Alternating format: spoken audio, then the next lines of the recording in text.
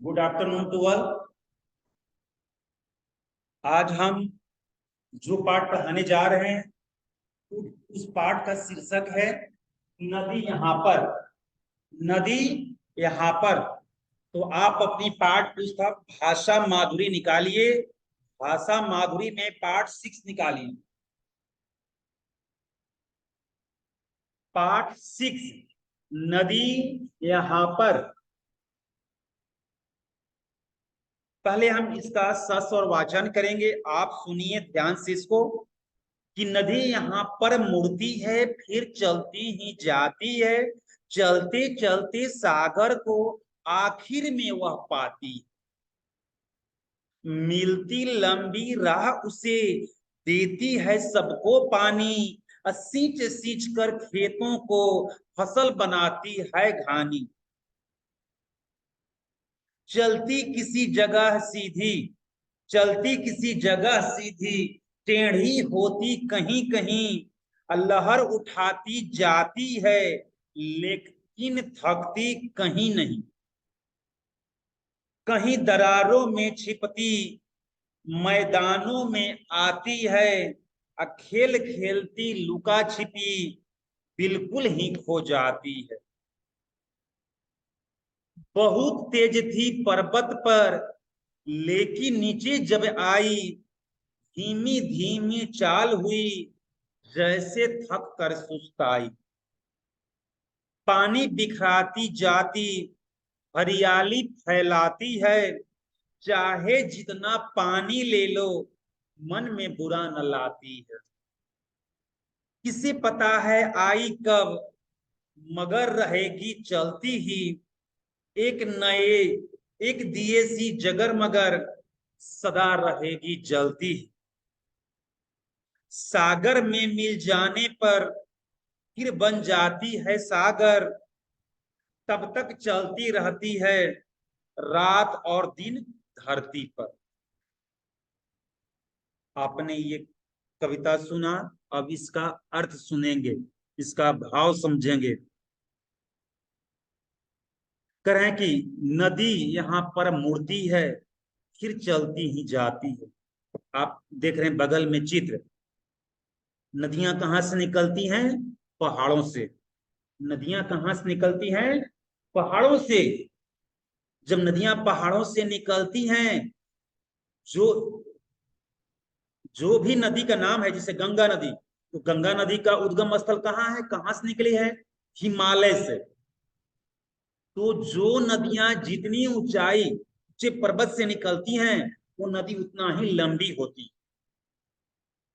जैसे गंगा हिमालय से निकली है तो हिमालय से तेज गति, हिमालय तो ऊंचाई पर है, वहां से उनकी जलधारा तेज गति से आती है और सामने जितने पत्थर कंकड़ जो भी मिलते हैं उसको उनको टकराते, उनको घसीटते, उनको मैंने उससे बहाते हुए बहुत दूर तक लेकर चली जाती हैं। और जब तक उनकी वेग में ताकत होती है नदियां सीधी रहती हैं, लेकिन जैसे रोकने वाले पत्थर कंकड़ अगर उनसे मजबूत और ठोस मिल गए तो नदियां वहां से मुड़ जाती। तो एक नदी यहाँ पर मुड़ती है कहां पर? जहां कंकड़ीली पथरीली, जहां पर उनकी धारा उस पत्थर कंकड़ को या पहाड़ के चट्टान को नहीं हटा सकता, वहां नदियां मुड़ जाती। नदियां वहां तक सीधी चलती हैं जहां तक उनकी धारा तेज रहती है, वो पहाड़ों की चट्टानों को हटा सकती हैं। लेकिन जैसे चट्टान बड़ा मिल गया, नदियां वहां पर अपना धारा बदल लेती, फिर चलती ही जाती, मुड़कर फिर चलती ही जाती, जिधर मुड़ गई फिर उधर चलने लगती। चलते चलते सागर को आखिर में वो पाती है। तो नदी की धारा तब तक चलती रहेगी जब तक सागर न मिल जाए। जैसे सागर के जल में जाकर गिरेंगी नदी की धारा, स्थिर हो जाएंगे वहां जाकर। यानी पर्वतों से निकलकर भूमि पर नदियां जैसे तैसे मुड़ती हुई जाकर अंत में सागर में गिर जाती। मिलती लंबी राह उसे देती है सबको पानी, सींच सींच कर खेतों को फसल बनाती है धानी। करें कि मिलती लंबी राह उसे, पर्वत कहाँ है, सागर कहाँ है, पर्वत से निकलने के बाद नदियां इधर उधर चलती हुई मुड़ती हुई अंत में सागर में गिर जाती है, इसलिए उन्हें लंबी रास्ता तय करना पड़ता है। जब तक पर्वत से निकलकर सागर में नहीं गिर जाती तब तक मैदानी भागों से जाती हैं और उसी जल से किसान सिंचाई करते हैं, अपने खेतों को सिंचाई करते हैं और फसलों को सिंचाई करते हैं। सिंचाई करने से फसल मजबूत और अच्छे होते हैं, अनाज पुष्ट पुष्ट होते हैं, इसलिए इसको धानी कहा गया। अगर फसलों में समय से पानी न दिया जाए तो अनाज होंगे लेकिन पुष्ट नहीं होंगे, अच्छे नहीं होंगे, यानी धानी नहीं। तो सींच सींच कर खेतों को फसल बनाती है धानी, यानी वो नदियां जब पर्वतों से निकलकर मैदानी भाग से समतल भागों से जाती है तो उनके जलों से किसान सिंचाई करते हैं और खेतों को अपना सिंचाई करते हैं। उसके बाद में वो बाकी पानी जाकर सागर में गिर जाता है। चलती किसी जगह सीधी टेढ़ी होती कहीं कहीं, बिल्कुल सीधी चलती है लेकिन टेढ़ी होती कहीं कहीं। बोले जहां पर बड़े बड़े चट्टान मिल जाते हैं जो उनकी धारा चट्टान को नहीं हटा पाते हैं तो वहां टेढ़ी हो जाती है। लहर उठाती जाती है और जब तक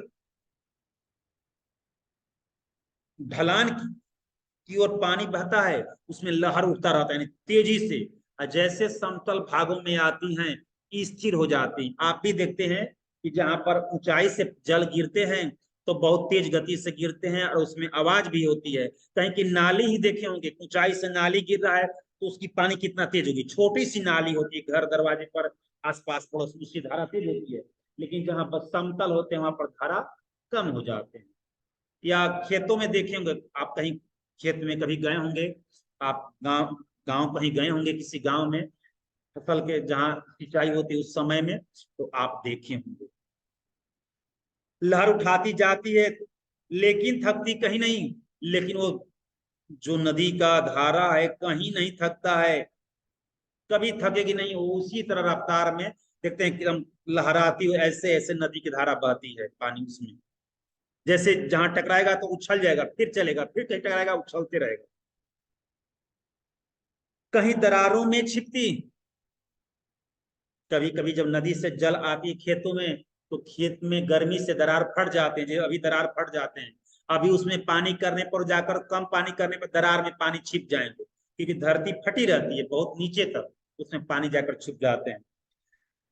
कहीं दरारों में छिपती मैदानों में आती है, जब मैदान में आती है तो दरार में पानी छिप जाते हैं। खेल खेलती लुका छिपी बिल्कुल ही खो जाती है, ऐसे लगता है कि अभी पानी खेत में किए कहाँ चला गया, जैसे लुका छिपी का खेल हो रहा है।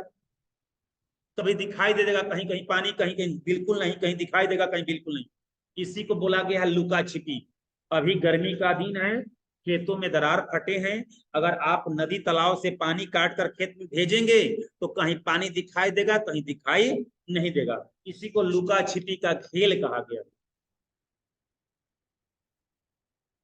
बहुत तेज थी पर्वत पर लेकिन नीचे जब आई धीमी धीमी चाल हुई जैसे थक कर सुस्ताई।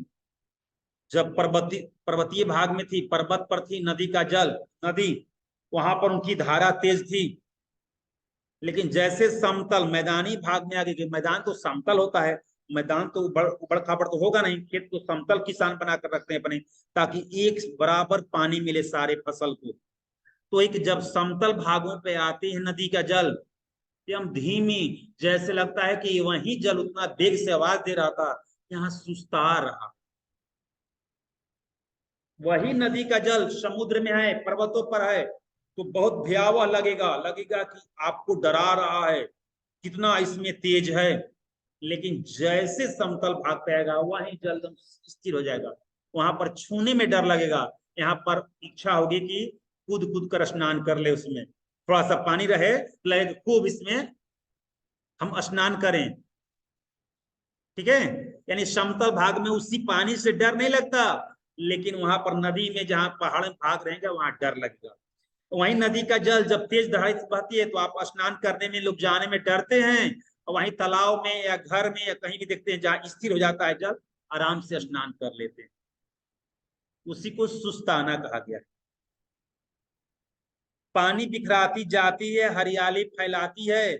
जब खेतों में पानी बिखर जाते हैं, धीरे धीरे पानी वहां पर रिस जाते हैं, घास निकलने लगते हैं, हरियाली छा जाती है। चाहे जितना पानी ले लो, मन में बुरा न लाती है। नदी का जल से कितना भी पानी आप ले लीजिए, मन में उसको बुरा नहीं लगता है, उसको बुरा, नदी बुरा नहीं मानती है। किसे पता है आई कब, मगर रहेगी चलती ही। एक दिए सी जगर मगर सदा रहेगी जलती ही। किसे पता है, पता है रहता है थोड़े कि आई कब। क्योंकि जैसे पर्वतों पर बारिश होती है, पर्वत तो पत्थर के होते हैं, वो पानी उसमें रिसेंगे नहीं, किसी तरह वहां से बहते बहते जहां पर उसका धारा तेज होने का जगह रहेगा, ढलान रहेगा, वहां से पूरा तेज से, वेग से पानी नीचे चला आता है। देखिए कि नदी में पानी आ गया कैसे, इसका मतलब पर्वत पर बारिश हो रही है और वहां से पानी नीचे गिर रहा है, पूरा बटोरा कर एक जगह आ रहा है, तो नीचे नदी में आ रहा है, वही धारा तेज दिख रहा है। जब पर्वत पर बारिश नहीं होगी तो नदी की धारा धीरी हो जाएगी, धीमी हो जाएगी। लेकिन हिमालय से निकली हुई नदियां में हमेशा जल रहता है। जैसे गंगा में जल क्यों नहीं सूखता है, हमेशा पानी रहता है, क्यों? क्योंकि हिमालय ऊंचा पर्वत है, वहां पर बर्फ जमते रहते हैं, हमेशा बर्फ पिघलते रहते हैं, इसलिए पानी भी हमेशा वहां से हिमालय से गिरता रहता है गंगा में। और जब बरसात के दिन आएंगे, वहां बारिश होगी, गंगा की धारा और तेज हो जाएगी। ठीक है, तो किसे पता है आई कब, मगर रहेगी चलती ही। किसे पता है कि आई कब, लेकिन मगर रहेगी चलती ही। इधर से निकली है, उत्तर दिशा से हिमालय पर्वत से गंगा निकली है, तो दक्षिण की ओर जाएगी। एक दिए सी जगर मगर सदा रहेगी जलती ही। जैसे दिया जलता रहता है, करते रहता है, जलता रहता है, ठीक हवा चले तो हल्का हल्का, लेकिन दिया जलते रहता है। ठीक उसी प्रकार नदी का जल उधर से आएगा, उसमें बहते ही रहेगा, कभी तेज कभी स्लो, कभी धीरे धीरे धीरे, जैसे दिया टिमटिमाता है तो ऐसे नदी की धारा धीरे धीरे बहती रहेगी। सागर में मिल जाने पर फिर बन जाती है सागर। सागर में मिल जाने पर यही पानी सागर का जल बन जाता है। तब तक चलती रहती है रात और दिन भर धरती पर। जब तक वो सागर के जल से मिल न जाए नदी का जल, तब तक वो चलती रहती है, नदी की धारा बहती रहती है। तो यही आपका ये पाठ है, श्री प्रसाद जी का है। इसमें प्रश्न है कि नदी चलते चलते कैसे आकार बदलती है। तो नदी चलते चलते टेढ़े मेढ़े होकर अपना आकार बदलते हैं। नदी मुड़कर आकार बढ़ती है या टेढ़े मेढ़े होकर आकार बदलती है? नदी मुड़कर अपना आकार बदलती है। जैसे सीधी चल रही है ना, मुड़ गई तो आकार बदल गया। नदी का बहाव पर्वत पर कैसा होता है? तो नदी का बहाव पर्वत पर तेज होता है, और नीचे आने पर कैसा होता है? नीचे आने पर धीमी हो जाता है। नदी हमारे लिए क्या क्या करती है? तो नदी हमारे लिए खेतों की सिंचाई कर फसल को धानी बनाती है। कविता की पंक्तियां पूरी कीजिए, इसको पूरा करना है। चलते चलते सागर को आखिर में वह पाती है। इसको तो अपने बुक से देखकर भर लीजिएगा। चलते चलते सागर को आखिर में वह पाती है। जो तीसरा लाइन है ऊपर से, पहले पैराग्राफ का तीसरा लाइन, चलते चलते सागर को आखिर में वह पाती है। सींच सींच कर खेतों को फसल बनाती है धानी। दूसरा पैराग्राफ का तीसरा और चौथा लाइन, खेल खेलती लुका छिपी बिल्कुल ही खो जाती है। पेंसिल से लिखिएगा आप लोग। एक दिए सी जगर मगर सदा रहेगी जलती। यही लिखिएगा, सदा रहेगी जलती। कविता की पंक्तियों को पढ़कर उचित उत्तर पर सही का निशान लगाइए। बहुत तेज थी पर्वत पर लेकिन नीचे जब आई, धीमी धीमी चाल हुई जैसे थक कर सुस्ताई। नदी की चाल यहाँ कहाँ धीमी हो जाती है? मैदानी भाग में।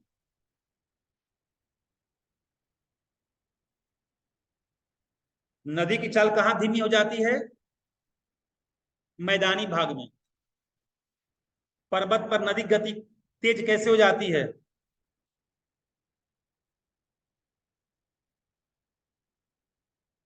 जब नदी ऊपर से नीचे की ओर आती है, बीच वाला होगा दूसरा नंबर।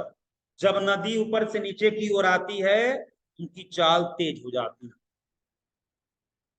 ठीक है, तो इसको आप लोग भर लीजिए। अब हम प्रश्न कुछ पूछेंगे बच्चों से, आप उत्तर देंगे। ठीक है, जिनका नाम बोलेंगे वही बच्चे अनम्यूट होंगे, सबको अनम्यूट नहीं होना है। आप अनम्यूट होकर उत्तर बताएंगे फिर म्यूट हो जाएंगे। अनुष्का कुमारी,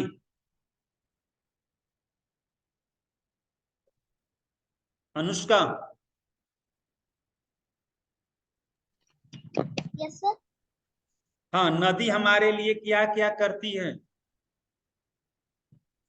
सर सर नदी हमारे लिए बहुत कुछ करती है, जैसे कि वह हम वह हमें पानी देती है, वह हमारे खेतों को अच्छा कर देती है, फसल को अच्छा कर देती है।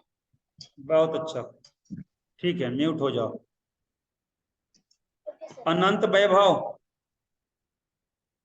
अनंत Vaibhav. Yes sir. Yes sir. नदी का बहाव पर्वत पर कैसा होता है? सर नदी का बहाव पर्वत पर बहुत तेज होता है। बहुत अच्छा, म्यूट हो जाओ।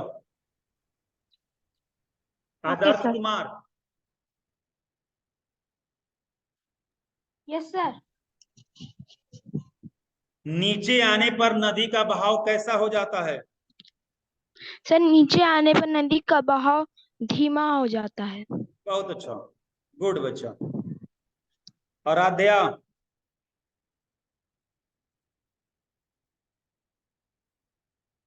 आराध्या।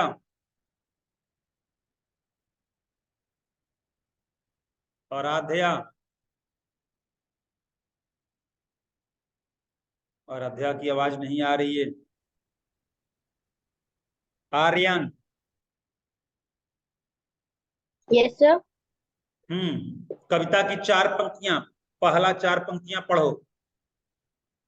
Okay sir. नदी यहाँ पर मुड़ती है, फिर चलती ही जाती है, चलते चलते सागर को आखिर में वह पाती है। बहुत अच्छा, चलो Aryan, Aryan Raj. Yes yes sir. हाँ, उसके बाद का 4 पंक्तियां पढ़ो। मिलती लंबी राह उसे, देती है सबको पानी, सींच सींच सींच सींच कर खेतों को फसल बनाती है धानी। रितिका कुमारी, चलती किसी बस बस, उसके बाद वाला 4 पंक्तियां पढ़ो। रितिका। Yes sir. चलती किसी जगह सीधी, टेढ़ी होती कहीं कहीं, लहर उठाती जाती है, लेकिन थकती कहीं नहीं। बहुत अच्छा, गुड। सांभवी, उसके बाद का 4 पंक्तियां। कहीं करारों में छिपकी, मैदानों में आती है, खेल खेलती लुका छुपी, बिल्कुल ही खो जाती है। बहुत अच्छा। आयुष प्रियदर्शी।